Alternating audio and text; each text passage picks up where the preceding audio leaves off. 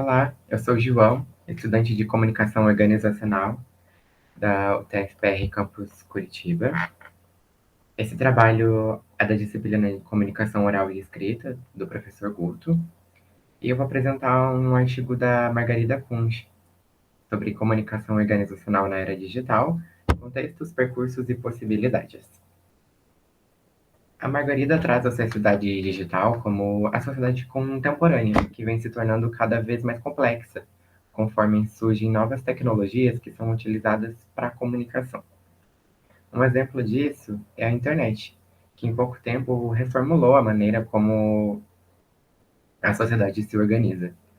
Numa sociedade, então, que todo mundo interage o tempo todo, como se estivesse numa rede, existe a necessidade de que as organizações definam novas posturas e planejem melhor a comunicação, já que tudo pode ser compartilhado instantaneamente, né?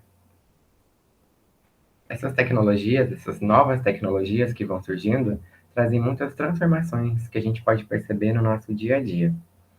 E talvez a mais marcante seja a utilização da comunicação online no nosso cotidiano. Com isso, a transparência das organizações se torna imperativa naturalmente, o que acaba gerando a valorização da comunicação, que não pode mais ser buscada somente em momentos de crise. Consequentemente, então, existe a necessidade de que se planeje muito melhor as estratégias que são utilizadas para comunicar. Na mudança do mundo analógico para o mundo digital, as interações são muito mais rápidas e constantes. Os comunicadores, né, os agentes comunicadores, se deparam com novas ferramentas intermediárias para a comunicação, que são as redes sociais. Margarida afirma, inclusive, que as redes são e continuarão sendo ferramentas fundamentais nas organizações. Então, são elementos que não vão poder ser deixados de lado quando se pensa na estratégia de comunicação, né, que vai ser abordada por uma organização. Nisso, há uma dissolução dos públicos em comunidades virtuais. Muitos teóricos abordam os públicos e acabam nomeando eles como stakeholders, mas a Margarida diz que esse não é um título cabível, né, para os públicos. Os stakeholders acabam sendo outra coisa. Então, eles são aqueles públicos que podem afetar ou são afetados por uma organização, e justamente por isso eles são um público mais estratégico, com quem se pensa para quem se pensa uma comunicação muito mais pessoal, mais assertiva, mais específica, né? Então, acontece o quê? Não basta delimitar os públicos ali como stakeholders, né? Já que agora já não. Essas características em comum, por exemplo, que alguns públicos têm, do cabelo, tamanho do cabelo, a roupa que utilizam, já não é mais suficiente, né, para delimitar todos como um público-alvo, por exemplo. As comunidades virtuais, né, nesse sentido, elas podem ser formadas e desfeitas tão brevemente, né? Podem ser formadas tão rápido e desformadas, né? Tão rápido assim.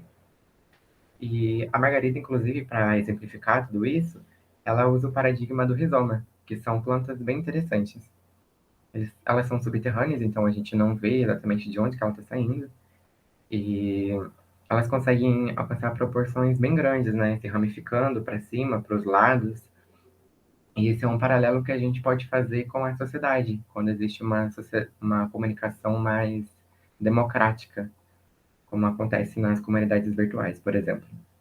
A informação se espalha muito rápido e sem muito controle, sem muita hierarquia. Tudo isso exige um pensamento muito mais estratégico. A Margarida vai trazer, então, que dois conceitos, né, para a comunicação. Ela separa em dois campos, a comunicação administrativa e a comunicação mercadológica. A comunicação administrativa é o que alguns autores mencionam nos seus textos como a comunicação interna, que acontece dentro de uma organização, que acaba sendo bem mais instrumental e funcional. Esse, antigamente, né, ali naquele mundo analógico ainda, essa comunicação administrativa era a mesma comunicação externa das organizações. Então não existia muito uma diferença entre o que os públicos de fora e o que os públicos de dentro da organização veem como uma comunicação. E é necessário, no momento, que isso seja separado, né? Já que a comunicação mercadológica, como ela diz, é a parte de marketing, a parte de propaganda, a parte de publicidade de uma organização. Então é muito importante que isso seja pensado mais estrategicamente, né? Para alguns públicos, para uns públicos que vão ser atingidos indiretamente, talvez, para essa comunicação. E justamente por isso, as organizações não podem simplesmente surfar na onda das mudanças tecnológicas.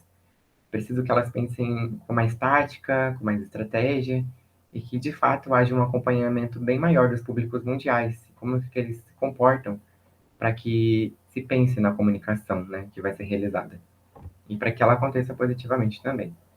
Então, fazer a comunicação na era digital é muito mais difícil do que você pode imaginar.